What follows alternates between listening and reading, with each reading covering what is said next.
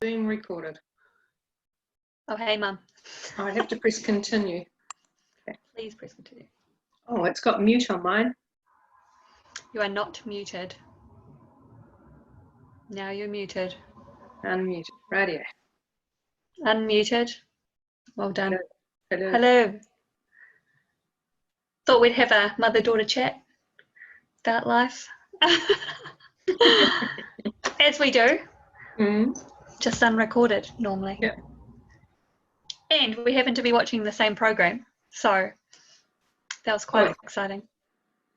Yes, I probably forgotten it by now, but you can remind me of bits and pieces that came to light for you, and then we can have a chat about. That's probably a good idea. Yeah, I like that. Maybe reference the actual program. Yeah, so Becoming Nobody. Yeah. Watching it on Gaia, and that's is it Ram Dass? Yeah. Is that how you say that? Yeah. Yeah. Resonated piece. Yeah. Yeah, I just fell upon today, so that was a bit exciting. What did I take from that? I wrote a few notes on my whiteboard because I got a bit excited. Yeah, we'll go for them. Go for them and see if we can elaborate on that as a discussion point. I just want to note that I really enjoy discussions with you in general and where they go. So this will be nothing but extraordinary for me. So you might like that one. Oh yeah, I do. I'm sure it goes both ways. The first thing I wrote was enlightenment is the ego's ultimate disappointment. Yeah. And from what I recall when watching, they were talking about it's almost like letting go of your thinking and almost the voice in your head. And like surrendering to, I know, something out there, maybe. Just surrendering in general. Even thinking there is something out there, kind of limiting, isn't it? Yes. Well, this is true. Very true. Yeah. Well, stay there, because I'm writing them down so I can kind of recall, because it goes in and out. But enlightenment, to the ultimate disappointment, I think that's because it's enlightenment's like we're striving to get somewhere. Yeah. We're already here. It's the feel of need to be doing something to attain something that we already have. So would you say like the enlightenment is the ego's ultimate disappointment would be like when you realize it's already there and you've already got it, it's almost like, oh, I've been searching for so bloody long. That's a disappointment? Yeah, maybe. And it'll be all personally, enlightenment is another playground to be had. I think I always say that everything is a playground. So like you in soccer, like people that go to work and stuff, that's all attains the same, we can all learn the same thing through it. And enlightenment is another journey to share with us another process of how we can play. Yeah. Yet none of it to me is necessary.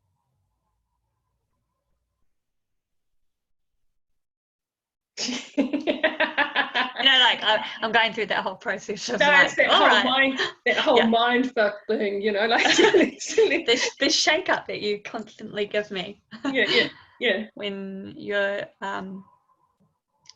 which kind of it comes to your beliefs around what enlightenment is, and then your beliefs around the ego, and even the beliefs around disappointment, which is something that we've been kind of talking about, right? Like beliefs and what they are.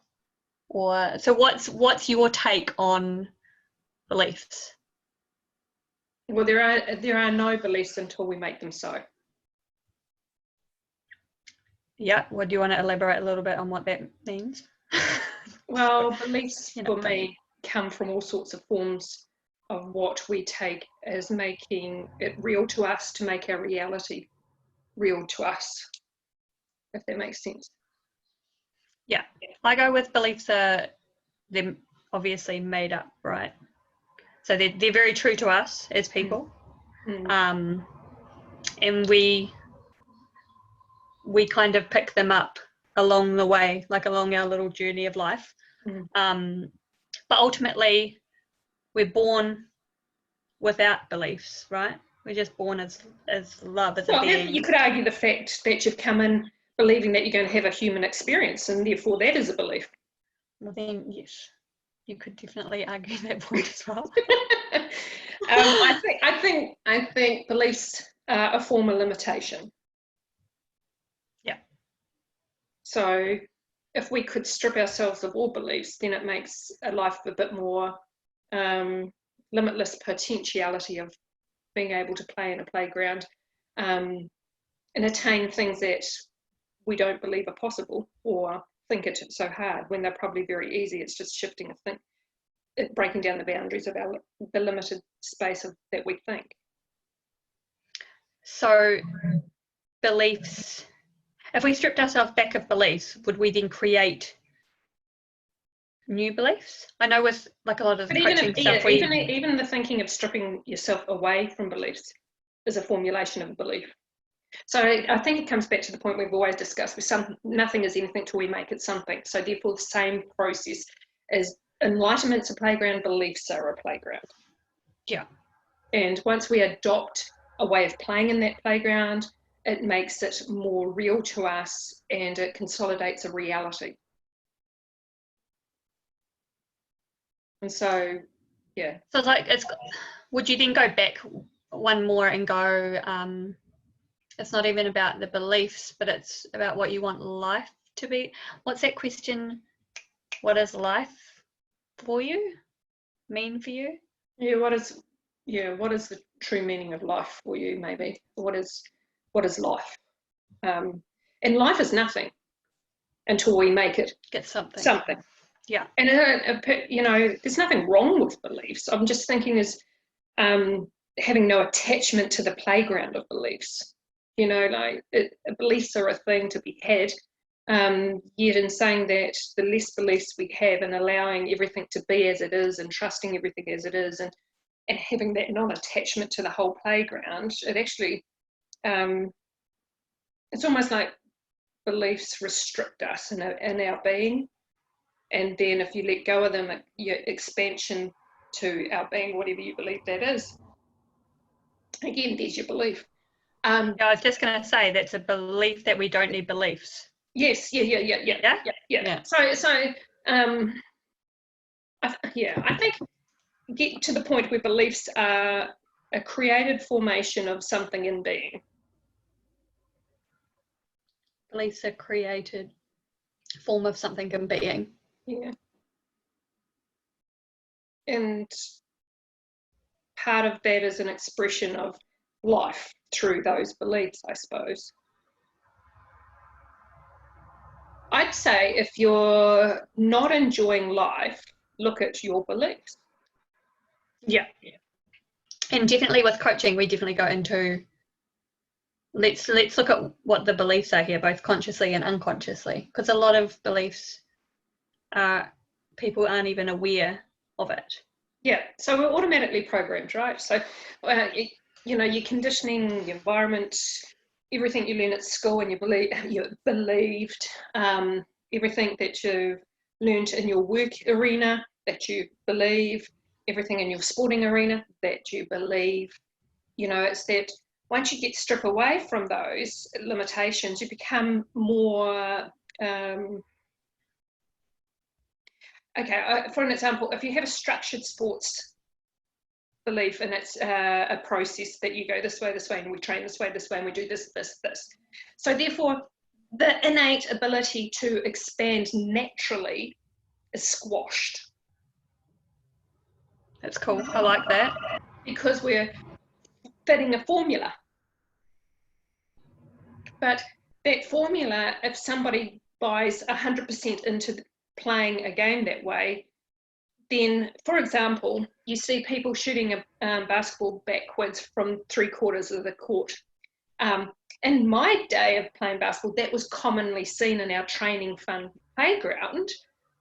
Yet today's formula, we were just saying, is very structured, that you go and train this way, this way, this way. But what happens is you block those chances of happening in crazy scenarios of play of a sporting arena by if you train almost crazily, expansively, creatively, when you're playing a game, those things then become possible because you know it's doable. Yeah, nice. But because you're formulated into a way of being and you're squashing, you're suppressing the full being of being expressed. And, you know, so therefore, I think sometimes where we've gone, and if you're looking at sports and athletes, you're actually limiting their potentiality and programming them in a way to be. And that's, you know, it's a blend of both. Yes, there's some good stuff in that, and learn that stuff, but have a choice in being not controlled by that belief of how it has to happen. I think a great example is there's a way of, you know, in basketball, there's a way of shooting and stuff, and you're programmed on how to shoot the ball. And I think one of the beautiful things my dad said was that it doesn't matter the shooting style, if it's going in, it doesn't matter. Yeah. You know, and you can have the most unco person playing for you that is so unstructured and probably the non-threat in the game, being the most being a vital player in the last minutes and winning by 2 points because no one's going to mark him, yet he stands and shoots in this one particular point where everyone's focused on the main ball carriers, and this probably what we would call a Gumby or probably not a talented person, and you'll pass the ball to him because you have faith in knowing that he's doing it, because he does that sort of stuff. He does it his own way. And I think that's where we miss, that's when we get... Is that a good example? Do you see what I'm saying? Yeah, it made me think about, I guess, in soccer games, and when you go up against a team that plays the same way that you do, it's structured, it's predictable, you know how it plays. But if you go up against a team that aren't structured and they have no idea, you don't know how to mark that, you don't know how to play that. There's new things that come to light that you're just like, how did they even do that? Or why did they do that? Or yeah, I think that's what we were gifted as kids growing up in an arena where there was a lot of unstructured basketball, more than structured basketball, and the idea was they were fit, they were creative, they were passionate, anything was possible, and no one knew how to mark them, and nobody could keep up with them, you know. So they weren't part of process, they were part of in the moment creativity and inspiration and I don't know, what do you call it? Experiencing life their way through the game without formulating into a belief system, if we go back to beliefs, of how it's meant to be played.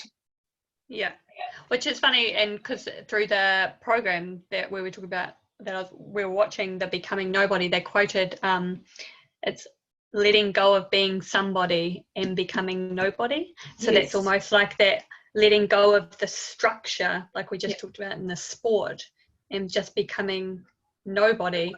But that nobody is the true innate. Everyone, I think it's almost like what we were talking about on the messenger with Andy before, you know, like it's what's the identity? Why do we need an identity? You know? Why do you think we need an identity? Because we feel we need to be somebody or something. Life needs to have a sense of purpose. Why would you play this if it's not got any, you know? It would be, oh, this is a waste of time, instead of, oh, wow, this is exciting. We can come here and experience speaking. We can experience breathing. We can experience walking. We can just, you know, that alone is an experience to be had. I remember when you were here earlier in the year and you went and saw my friend, the beauty therapist, and she had such an in-depth conversation with you, and she said afterwards, I need to unpack this, Carissa. What does your mum mean by it's nothing? There is nothing, and it just is, but it doesn't mean anything. And she was like, what is the point then? Like, what is the point? Because it's probably conditioned to look for a purpose or need a purpose or be something or have something, Mm. when the reality is that we have everything that we need already. This human having this experience, sitting here talking to you, is just enough, if that was all that it was. It's and how many people can sit with that, sit with themselves through that, because they're often looking for, there's something more, I've got to achieve more, I've got to make more money, I've got to have a house, I've got to do this and this and live this certain way, because it's a program belief. Is it truly yours? That's the question. And it's funny you say it, because I remember, what's the process that you did with the hypnotherapy with the beliefs? Did you write them all down? And actually, that was I think in my spiritual thing, and Gail got us to said to us, write all our beliefs down and see how many are truly ours. Like go through and literally list, where we got them from and how many were truly ours. Really, you don't need to, because just thinking that alone, you can go far out. Where did that come from? Most of it's all been pre-programmed. We've adopted. That's why I talk about living. Talk about living consciously or in autopilot. Most people live in autopilot because they're running the system that they've got no idea. Yet they're totally convinced they've got, and they are here. It's just a limited programming being. Like existing versus playing. Living. Well, living. Yeah. I remember asking myself that one day, a good 6 years ago. I got to a point where I was like, oh my God, just existing, but not living. Yeah. And some people get to that and some people don't, right? And that's totally cool of where you're at and where you want to play. Yeah. What else did I get from that? What about intuition is where our salvation lies. Thinking is where our destruction lies. I love it. It's just thought. It's thought. It's where your thinking goes. It's like, thoughts have an experience to be had. There's fucking hundreds and trillions and millions of thoughts that go by, and then we attach ourselves to something of one of those thoughts, and then it's kind of like, well, that is how it is, That's the destruction. You've made an attachment to that. I know, when I heard it, I was like, fuck, that throws everything out the window, because I'm a thinker and a processor, and that ideally what they're saying is the destruction lies in too much of the thinking and the process. But I do, however, like to give meaning to things. Well, that's a playground in itself. But as long as, for me, it's like, I'm a great storyteller. I can tell you, if there's a physical ailment or if Murray's playing out, I could tell you any story, but in saying that, you realise it's just a story. And I haven't got the attachment to that story as I would have had, 10 years ago. Do you want to elaborate a little bit on the story? Like, when we talk about it's just a story, I think this here? This here is a story, right? Story. Yeah. We're just making it how we want to play it. We can buy into it, attach yourself to a reality and say, this is the way that's why I can't say, if I chat to people, I say, don't listen to it. I normally say, don't listen to a thing I've said. Everything I've told you is a load of shit and it's just a great story. Because it's my story. I've made it a story. So, and nothing is anything till you make it something. But if you want to go and play in that playground, make it and try it out, hey, go do it. But don't get attached to it, because it's just another story. Well, therein lies nothing has meaning until you give it meaning, and then the next one of what you focus on is what you get, or the law of attraction stuff. Yeah. So if you're gonna tell a story, make it a good one. Yeah. Like I think 2020 is great. 2020, everyone's saying it's a shit year. Well, I said it's a great year for us. We're having a good year. Yeah, I've had a fantastic year of 2020. Yeah. So again, what sort of story are you going to make 2020? You know, and again, it's a perspective of being amongst the chaos, and finding beauty in everything. It's just getting excited when shit turns up. You know, like, well, fuck, I had a reaction. You can look at that and you can go, fuck, I'm going to blame every other person, and that's a good story. And it'd be true. That's their truth, and I'm not knocking that. That's where another's playground is playing, and they believe in that, and that's totally perfect. For me, it's like, you know, I mean, I think I don't know, like, I take to that, I'm amazing creative, because I was thinking, shit, this house needs a vacuum. And I wake up this morning, and I might have mentioned, oh, I might vacuum tomorrow, whatever. And I was having such a slack, easy morning. And then next minute, Tyler's vacuuming, Murray's mopping, the pancakes, the pikelets are made. And I'm like, oh, you know?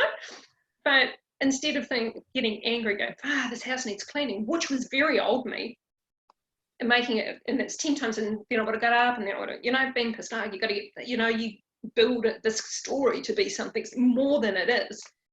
Yeah. And that's what happened. That's what the changes go in, the detachment, and you're sitting back, and it doesn't matter whether you do it or doesn't do it. And, yeah. Yeah. There's almost power but peace in that. Non-attachment to the story. It's being an observer of your story and being entertained when you're reacting.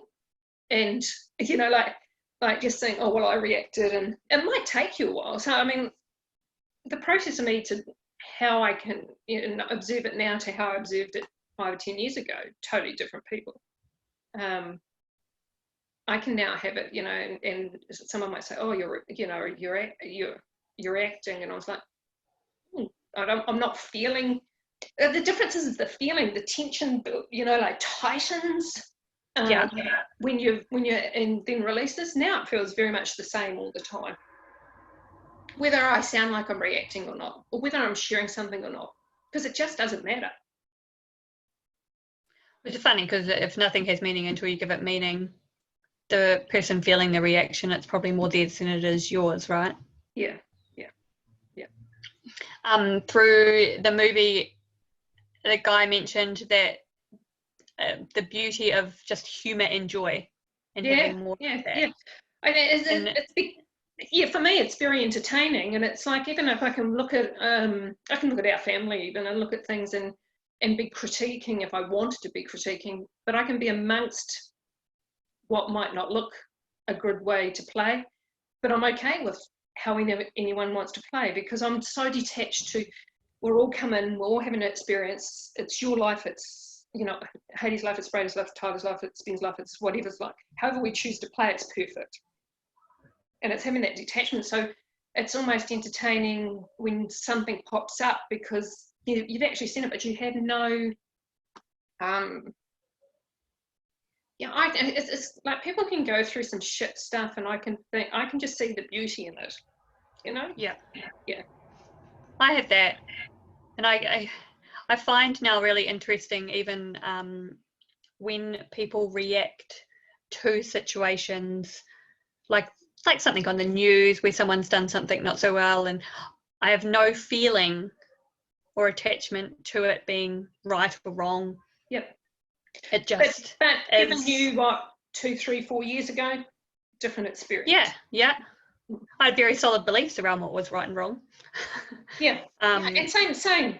It's been filtering. It's just changing the way you maybe the viewing platform that we stand on, and having a more open-minded come in with you, whatever you believe, having this human experience and just doing it however we choose it to be, and not judging ourselves so hardly for it. And that's slowly getting to that point, because before we were very judgmental, and definitely look at stuff, whereas now there's just no comparison.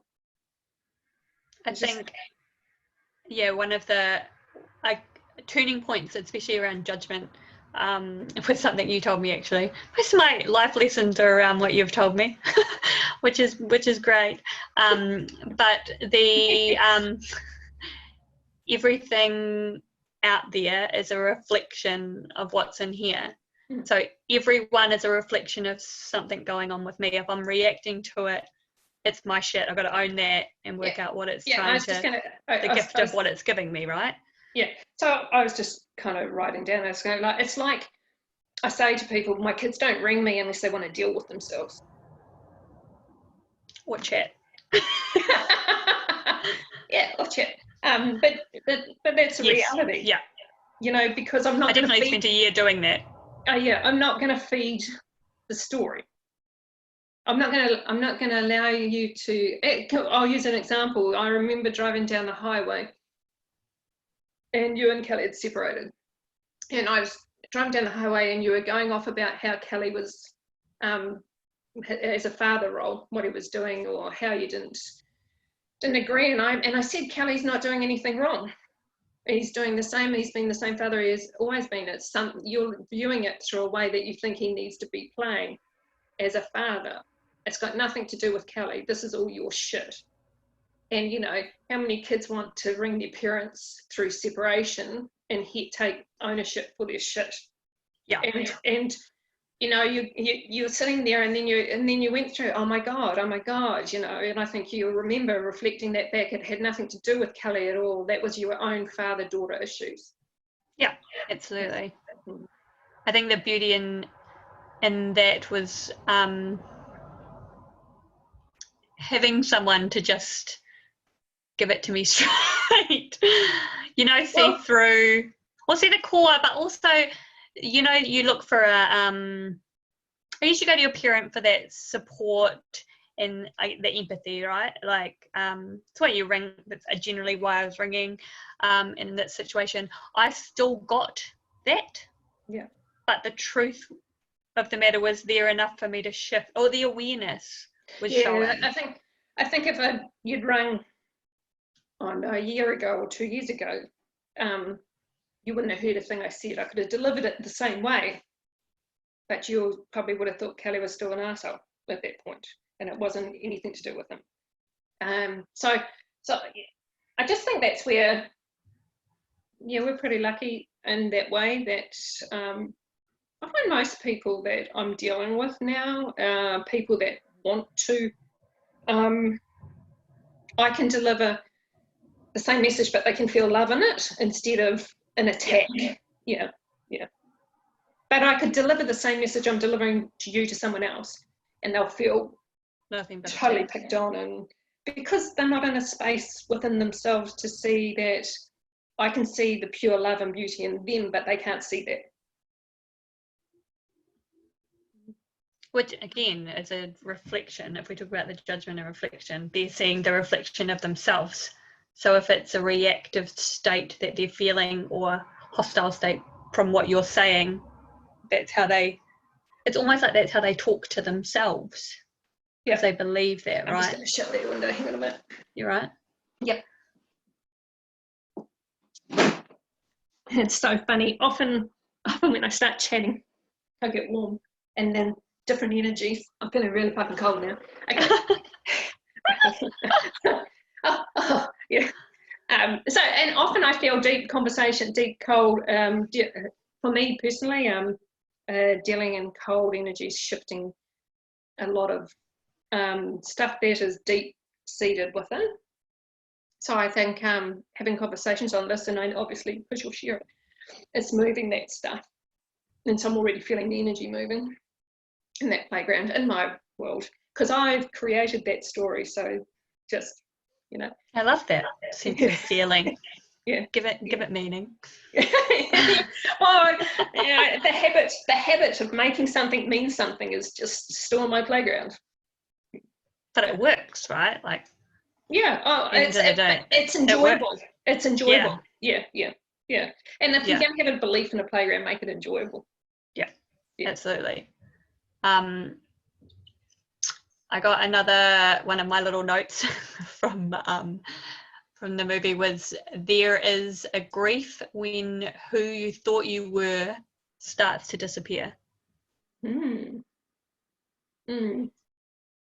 See, I liked this one. Yeah. You'll have a different perspective. I find excitement when I start to disappear. It's because you're not fucking attached to anything, or there's the whole difference of playing there now.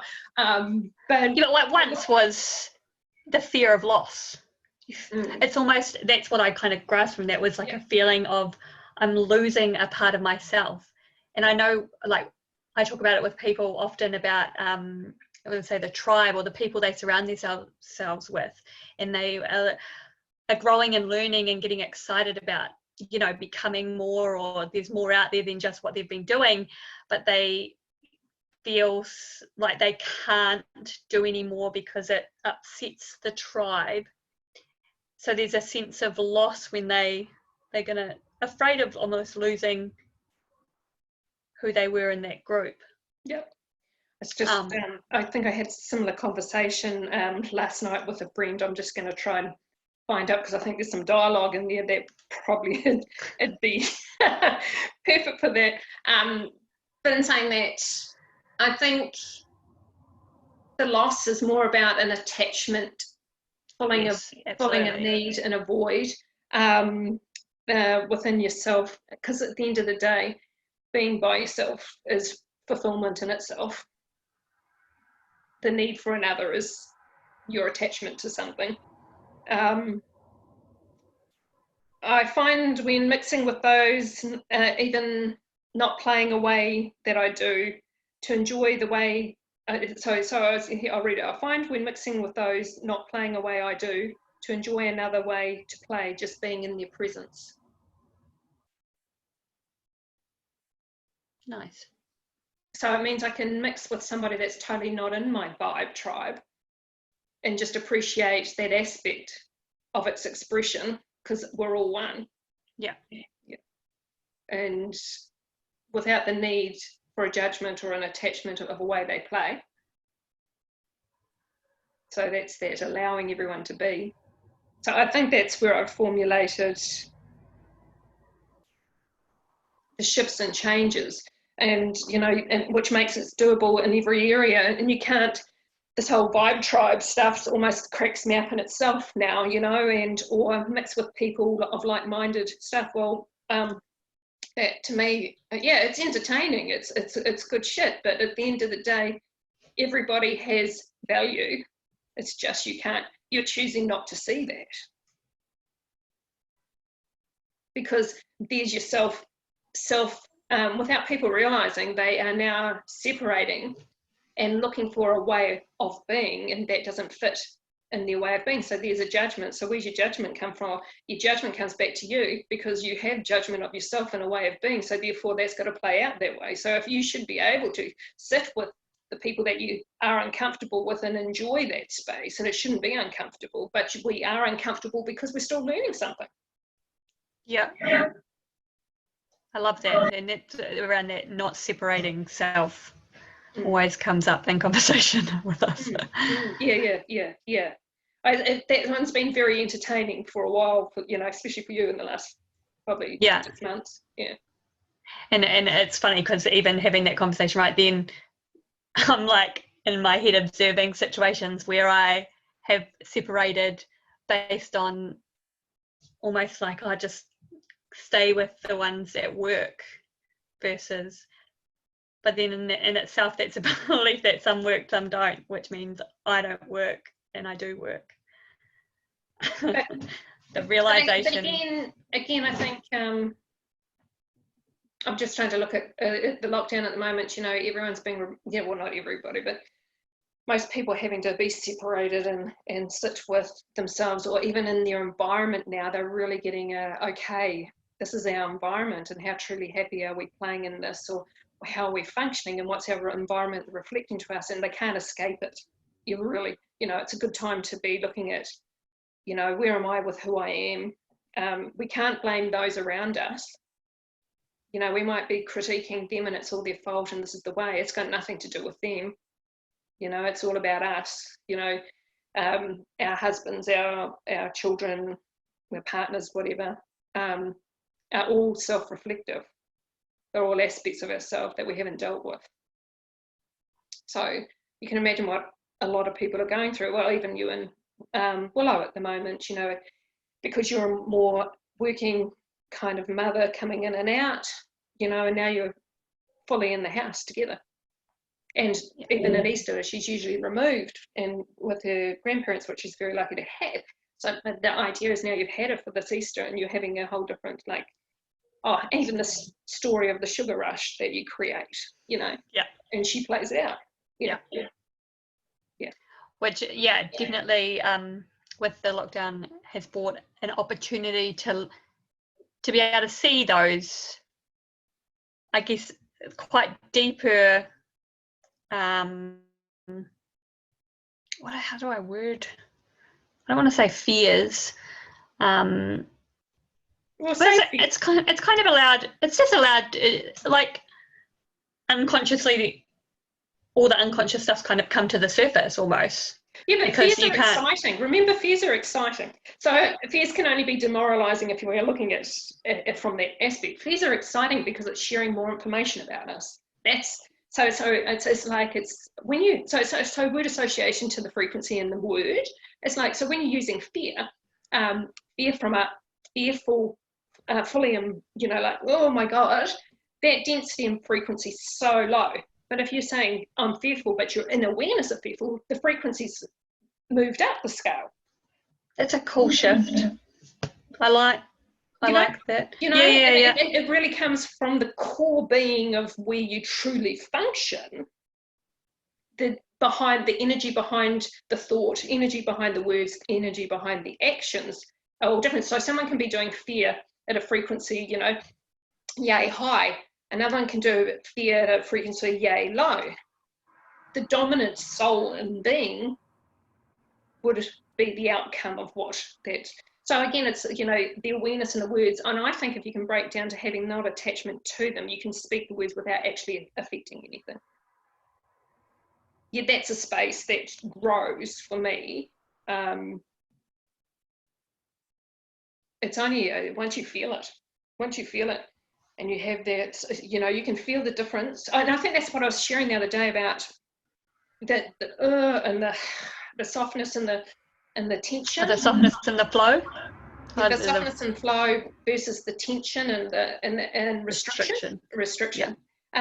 And when you lose all that, everything becomes the same, and there's no difference. And that's why you can look at drama without having an attachment or this, you know. Or whatever, and it's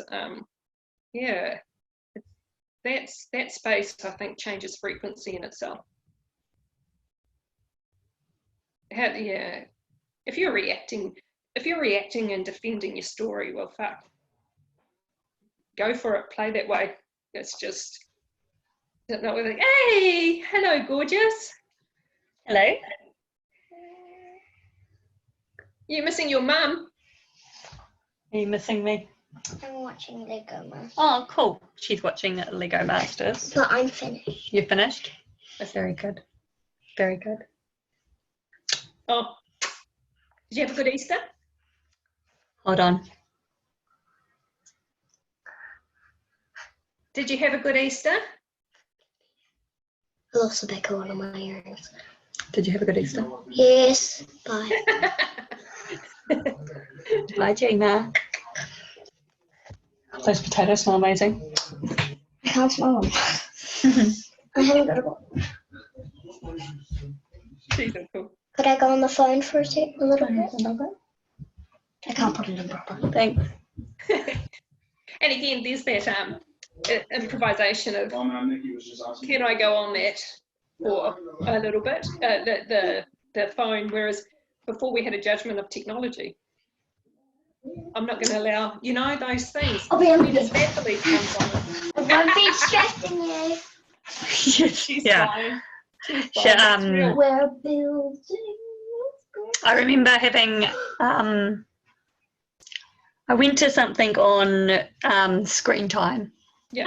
like a seminar, or like a mini evening about screen time and what is the right amount of screen time and what isn't. And I remember being quite humorous about the structure of it being a set way and set hours, when the reality of it is it just, again, it's a belief. If we formulate a belief around the story, it becomes a reality. So if we're going to formulate the story, and I think that goes down to breaking everything. If we're the meta-human people that we truly can be and are already, yes, are limited by our belief system, we could go and do all these, do everything, and it shouldn't affect us at all. You know, is that evolution of the experience in itself playing out? It's only going to be whatever somebody believes it to be. And until it's done,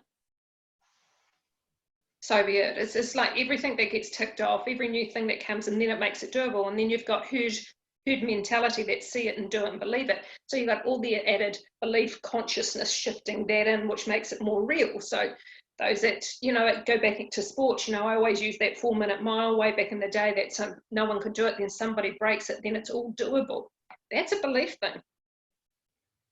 And then the more people that buy into a belief, adds more density or more, or you know, whatever, a higher frequency to the experience of those things happening. And you'll see more and more of that, especially through, I think, after this phase of what we're going through. There'll be more of that sort of stuff. People may look outside the square, may not look outside the square, and both ways, no right or wrong. But whatever they believe in, and the more people that believe in it, I mean, the worst thing we can do at the moment on a frequency, and looking at if we're all energy beings having an experience, and we have the power to shift and change realities and stuff, and by thoughts, words, actions, beliefs, then, you know, every belief we have and every retelling story we have around a virus empowers it to be that. Because that's our belief, and that's our story, and that's what, you know, instead of just allowing it to be and do its thing, and whatever attachment anyone has, you know, just don't get attached and tell a story about it, you know. And you know, I'm not saying it's not existing, because everything exists, every reality, any belief anyone has makes it a reality. So I think that's the strength of beliefs, you know. That's what people are totally unaware of, and then they can be, you know, you talk about hypnotherapy, you know, then they can become programmed subconsciously without even knowing it, and it's happening all around us. Yeah, that's right. which leads me to my last point with my Ram Dust stuff, is ultimately he quotes that death is absolutely safe. I love that, eh? And he used it like it's like taking off a tight shoe. Yeah. And the reason I brought that up for right then is because almost the beliefs, and when I talk about the screen time and things like that, the kind of fear that comes with those stats and that thing is that it's going to be detrimental, or almost short-live that person's life, or, you know, the fear of you're killing them. But in reality we all die. And so my question also is it the fear of living itself? Well, yeah, the funny thing is it really the fear of dying, or is it the fear of living? It's a really good question I remember asking myself that once. Am I afraid here of dying, or am I actually more afraid of living? Because we've had so many, if you're going to, you know, focus on beliefs as the chat at the moment, we've got so many beliefs to attain a way to be, and yet none of them are truly ours. And while we believe they're there, we're not fitting in. We're trying to meet a criteria and fit to something that we already are but can't see, you know, or fit a way that's not our way. Yeah, no, I find, that the death is safe thing very entertaining, because I think, I think you saw it on there, is that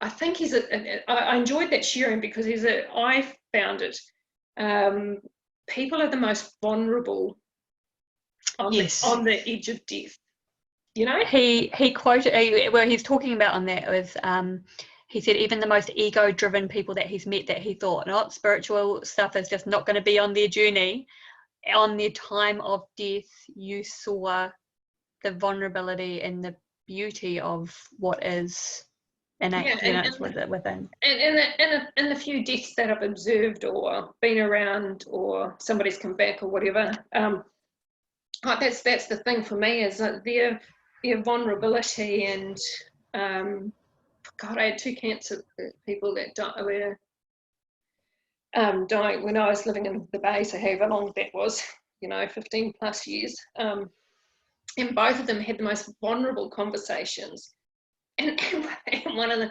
and one hardly ever spoke to me, but on his, dying moments he spoke, and it was just, it was surreal, the authenticity, the ownership of their life, and then go to Dad's one, and Dad was almost excited to see what was going on next door. Yeah, and so his was a whole another extreme again. So it's probably also the excitement I felt. So I watched a young girl die, and I was very blessed to be invited into their house, and although you wouldn't say that if you were looking at it from a different perspective, but for me, I experienced. I was standing at her feet, and I experienced this amazing energy,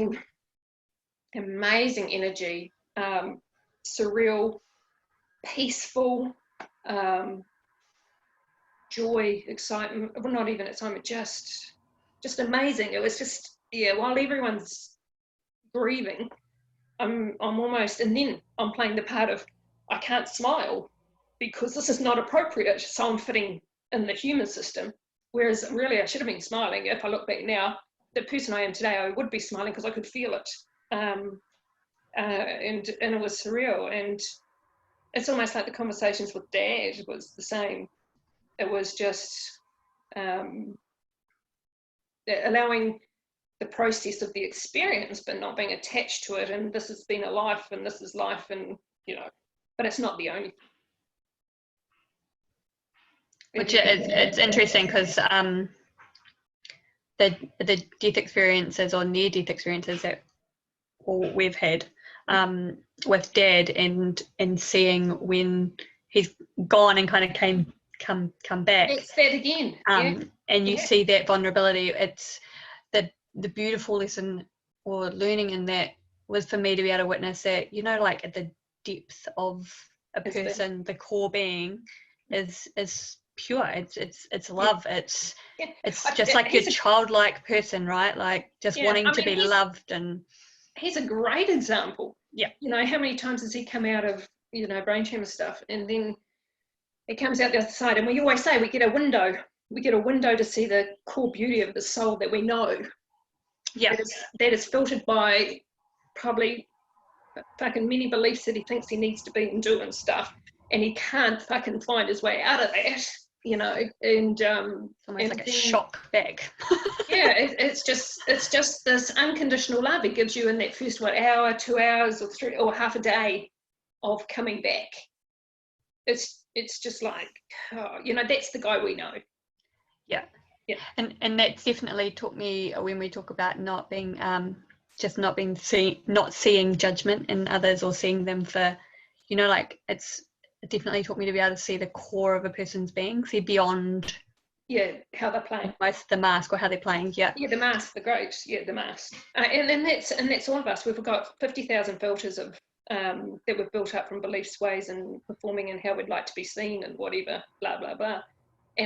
But once you strip away those, and that's where your freedom comes. It's not about an enlightenment stuff or whatever. It's just being authentically you, and just not and chilling the fuck out and enjoying what is for whatever it is, and everyone's doing it their own way, and when you just appreciate everyone's doing it their own way, there's no right way or wrong way. I think one of my learnings of we're doing the best we can with what we've got. Yeah. Or you what know, we knew at like, the time. or what we know at the time. Yeah, exactly. And it's being okay with where you're at now. Yeah. It doesn't the almost freeing part of that for me was it doesn't to love who I am now, and it might not be who I am later, and that's okay. I may grow, but I may not, but right now I'm okay with. And love that person who was that person back then. Yeah, because that person only knew what they knew then. Yeah, at the end of the day, you went that because you've got choices and changes that has brought you to that. So is that not the gift of that experience as well? So it's, yeah, I agree. It's like we could look back at this in a year's time and go, oh, fuck yeah. Yeah. Yeah, what a story. What a story. But there's some freeingness in that as well with, I know with chatting with friends and things, and when there's a lot of judgment around, especially around parents and the way that they've been brought up in this right or wrong way, and knowing the core of their being was doing the best that they could with what they had or what they knew at that time. Yeah. And realising they were also probably running on a autopilot condition or whatever, subconscious frame of mind through their own programming that they've adopted as their beliefs in their environment, children, work, whatever, education, blah, blah, blah. And they've become that without even realising. You know, I think I shared with you the mum and dad saying, you know, sorry, the way I brought you up. Well, if I didn't have that, how would I have contrast? You know, I know there's another way. I have a choice. I can take what I want and do with what I want. And that's my biggest thing. And I've shared with you kids is that don't believe a word I say. Go out there and find your own way. Yeah. And I always get people saying, how do you have such polar opposite parents? Like, how have you become this from? And I'm like, oh, I'm the happy medium. But there is no opposite. But it's a but perspective thing of one. Yeah. We've chosen different ways to play. They're the same thing, learning the same experience. You know, we're getting the same kind of understanding of having a life, this you know, in a human form, if that's where we want to go with it. But there is no right or wrong. It's just an experience to be had. So, you know, that's when you can't, like, imagine if all this comes over and you go, oh, well, that was good. I played my role really well. You know, it's like, it's just a movie. Like, seriously, you know, and yeah, it's, we're all too fucking serious. Like, and I've definitely been there, and I definitely still can go there, and I'm not fucking perfect. I definitely catch myself in that, and then.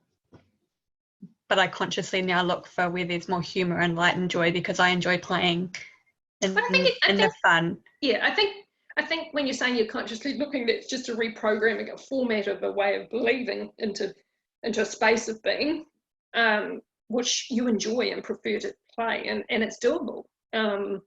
It's not right or wrong. It's just doable. Awareness.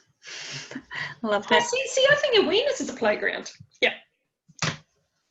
You know, it's just nothing to be. There's just nothing to do. It's, you know, but in saying that, because people go, oh, but, you know, there's got to be a sense of purpose. And, you know, that's, I think. I love that. I know. I think that's when we get back to, isn't just having a human, you know, just having a breath a sense of purpose? You know, where that attachment. Isn't you the sense of purpose? Yeah. But is it really? I don't know, you know. It can go as deep as you want, but my big question is, are you happy amongst them, you know, whether it's good or bad? It's not even happy. Happy's a place to go. So you think, I mean, that's a belief. Do you know what I mean? Yeah, well, I was just going to say, well, the happiness depends on the belief of the person. Yes, and what that looks like, right? Yes, that's right, because that's what we're saying. You could have the most, what I would look at, and many years ago may have judged as, man, that's a shit life or whatever, or that's not a way. That could be someone's happiness. Like, your happiness and my happiness aren't definitely going to be on the same page. So that's, again, another experience. I think it's just looking open-minded that every emotion's an experience to be had, every thought's an experience to be had, and having the non-attachments, and just realising that the playground is really, you know, a format of your mind structure and a way that you play, but it functions in every cell of your body. You know, you're manifesting, creating that playground. For me personally, it's playing it as probably pretty detached as possible. And I think even like scenarios like this is just, yeah, I don't know. I'm just in a, yeah, like I said to you, oh, find a seat because we've given away everything. And I'm squashed down here on a little squab chatting to you. I could do this a hell of a lot better, you know. I'm the first to say, you know, I do what it feels like. I was just, you know, I was saying to someone the other day, I give away so much shit like this. I'm forever giving some stuff away and whatever, and there's no expectation or whatever. It's just in that moment, oh, you take it. Then I'm like, oh man, we could so do with that. But it's okay. I have no anger or pissed offness because it felt right at the time to do that. And I just, yeah, I think that's a brilliant way to be experiencing for me, and maybe that's, but not for everybody. People, you know, like things. I like things too, don't get me wrong. I like lots of things. But yeah, well, that's the whole thing. It's just playing the way you want to play with life, and changing it. You can change it anytime, anything. Yeah, there's beauty in knowing that you can, you're in control of it. Well, I don't even, yeah, I know. It's a word, yeah, I know. Controls it, you know, control in itself is an interesting space. I think you have choices, and that's an interesting space. You know, it doesn't matter what word you're going to use. We're really going to turn around and say, well, that's a belief. Do you know what I mean? That's everything is formula.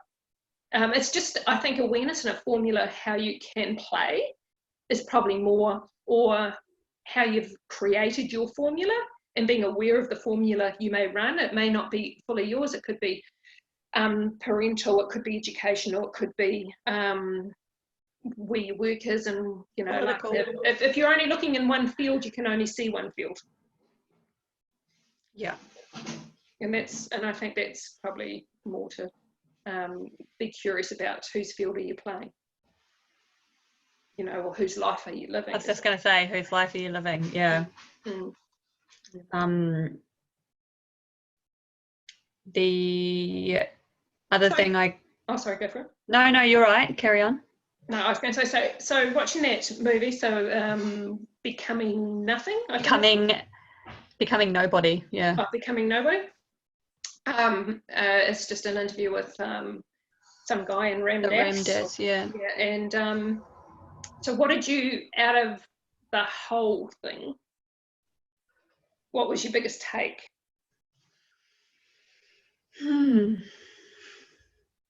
What's the most empowering thing? Empowering statement, maybe. Or sometimes seeking is an impression, is an expression of lack. I like that. Yeah. Sometimes seeking is an expression of lack. I love that, probably because there's nothing to seek. Yeah, I think I wrote a quote a while back. When we stop seeking, we've arrived, or something. You know, something towards that that thing. And I think it's the last. It's really funny because that's actually the last quote I put on Lifeaboveground, and that was like probably a year ago. Because it almost like got, you know, what the hell are you looking for? You know, and it's like, just go do you and enjoy whatever this may be. Yeah, and I remember I had a good conversation with a friend last year, and was saying about getting to a point where you know that you're whole, and the learnings and the seeking, this self-development, or whatever you want to call it, is that's a choice to want to learn more and just be curious about it, but there's no need for it. No, agree.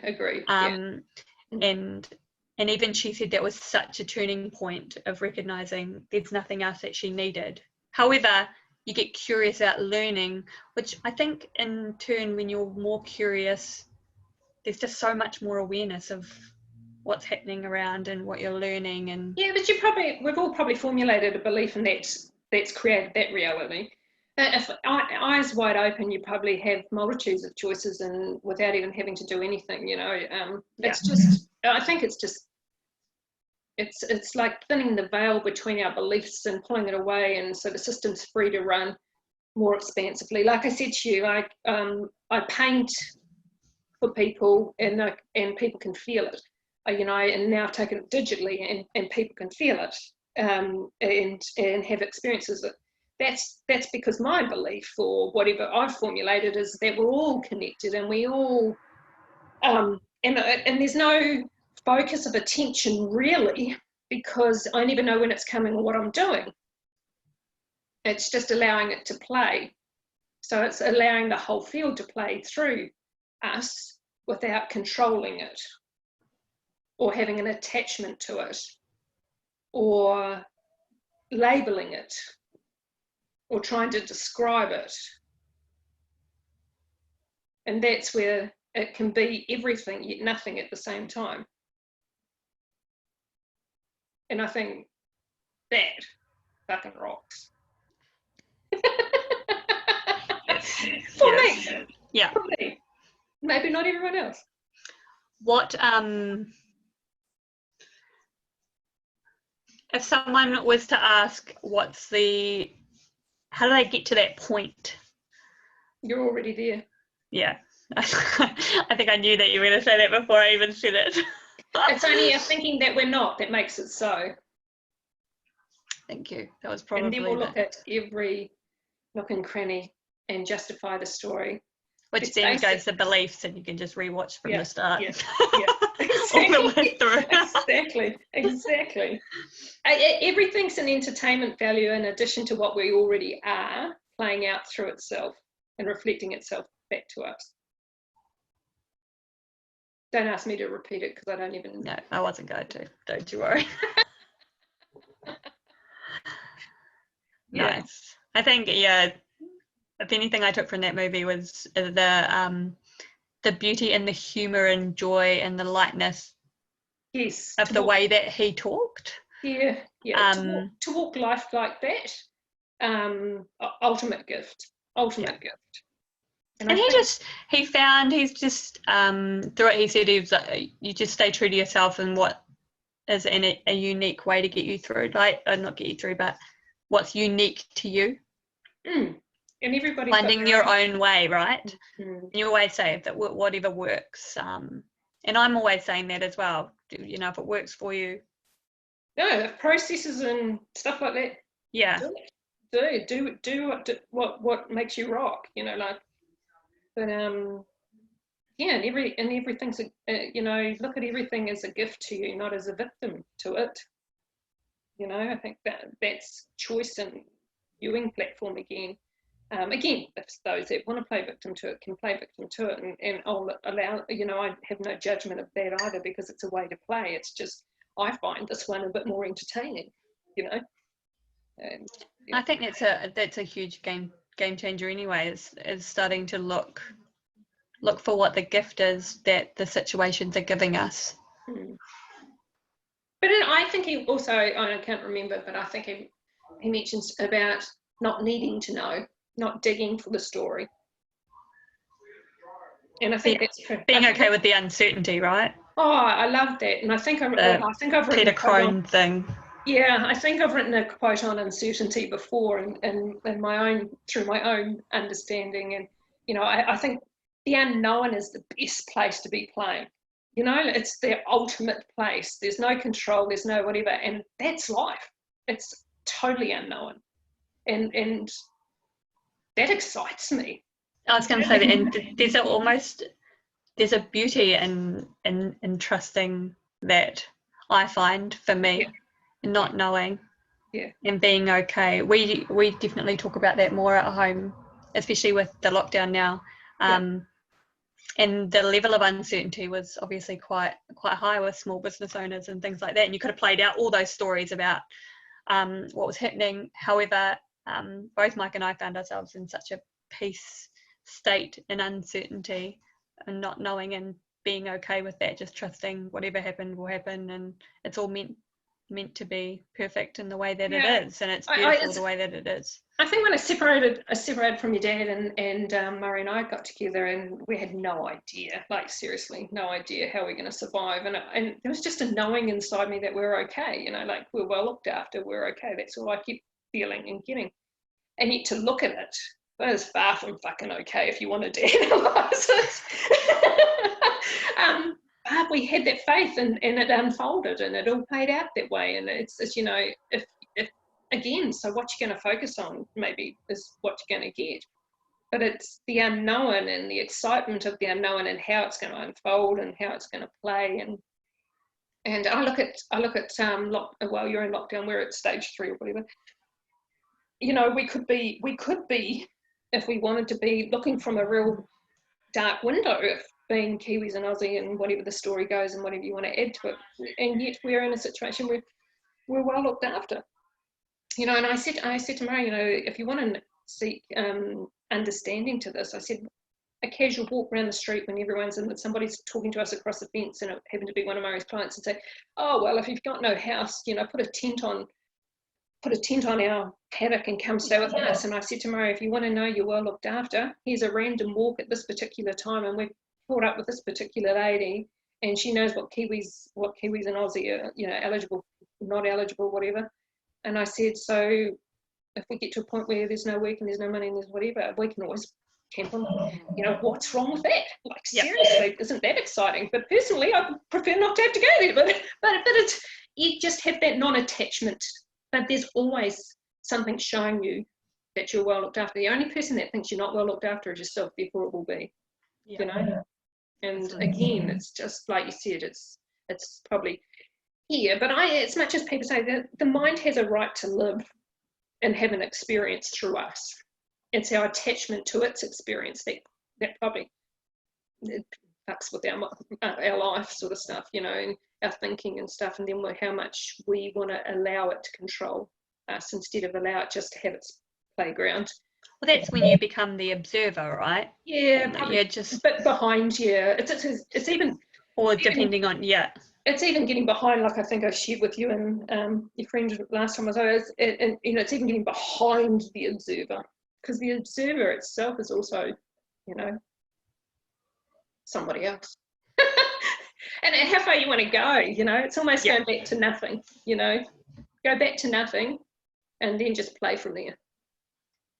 And then I think that's it. If you can always take yourself back to nothing, then you've mastered the art of. And if you're okay with that, right?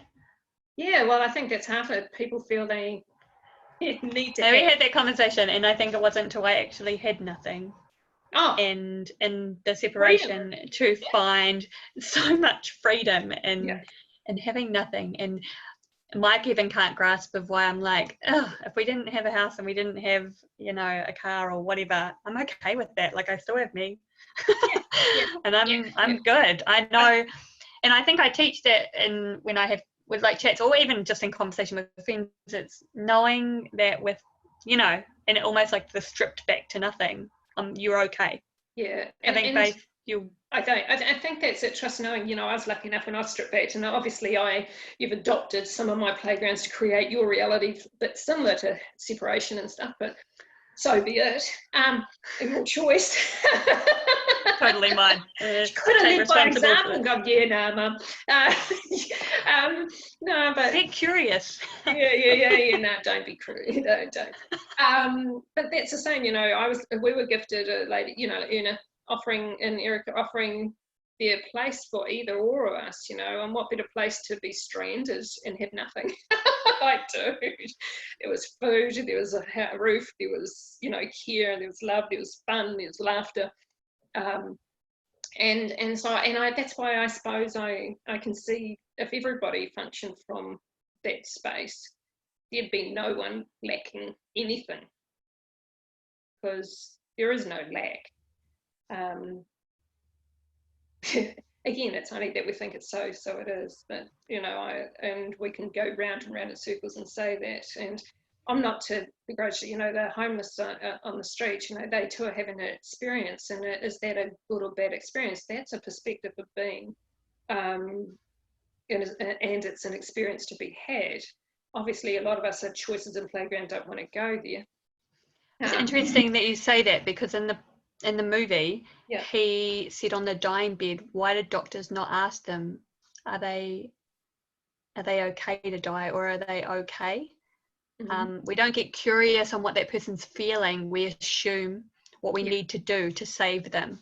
Yeah. And when you talk about homeless people and stuff, the majority, and that's a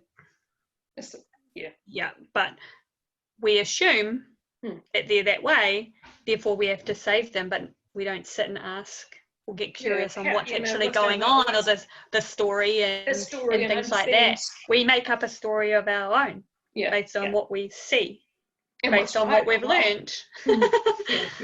In a way of being. That was really probably another good point that I took out of that. It was a good movie. Worth watching. It was refreshing for me, entertaining for me. Like take what resonates and what doesn't, and it may not interest anybody, but to certain people it will. For me, it just I was entertained by someone who could understand facets of in a way I play. To describe it, you can't. You just live it. I should maybe let you that's go. it. We spend too much time describing instead of living. Yes, I can smell my beautiful dinner, so I'm gonna go and enjoy that. Cool. Thanks for the mother-daughter chat today. Yes, that was amazing and insightful as always. Entertaining. Okay. One of many. All right. Okay. Thanks, Mum. Love you. Love you. Bye.